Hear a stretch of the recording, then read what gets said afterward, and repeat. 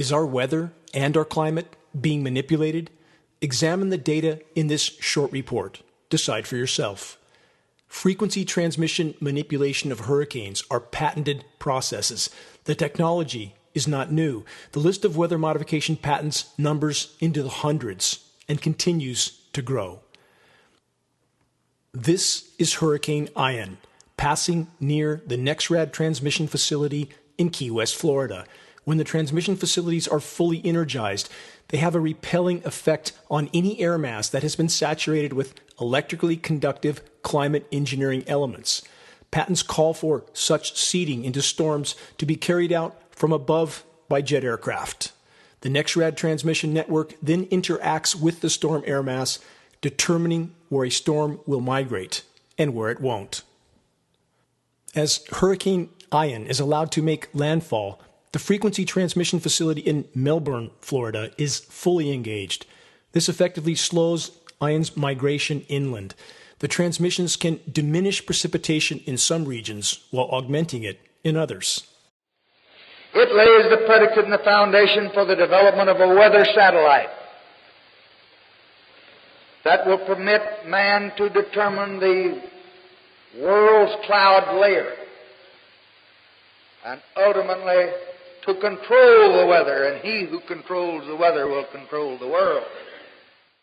Weather modification, climate engineering patent holders like Raytheon and Lockheed Martin do all the weather modeling for the nation's weather forecasting personnel, the National Weather Service and the National Oceanic and Atmospheric Administration.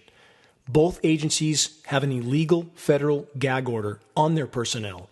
The scheduled weather forecasting scripts are then passed all the way down to the local meteorologist level. The official narrative must be controlled. All must follow the same script.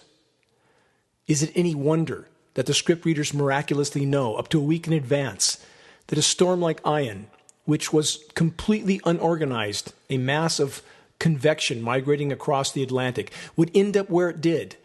The same with Hurricane Harvey, Sandy, and so many others. The U.S. military first officially deployed hurricane manipulation operations 75 years ago, Project Cirrus. Disastrous results were reported. In 1962, Project Storm Fury surfaced as a continuation of the U.S. military's hurricane manipulation efforts. During the 1960s, the U.S. military continued to expand its weather warfare efforts and knowledge in Vietnam with Project Popeye, a historical fact of record. So the bottom line question is this: is hurricane manipulation real and ongoing, while illegal gag orders and paid-off politicians are utilized to keep climate intervention operations out of public consciousness?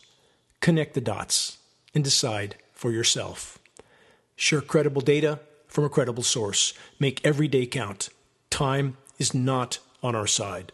This is Dane Wigington from geoengineeringwatch.org.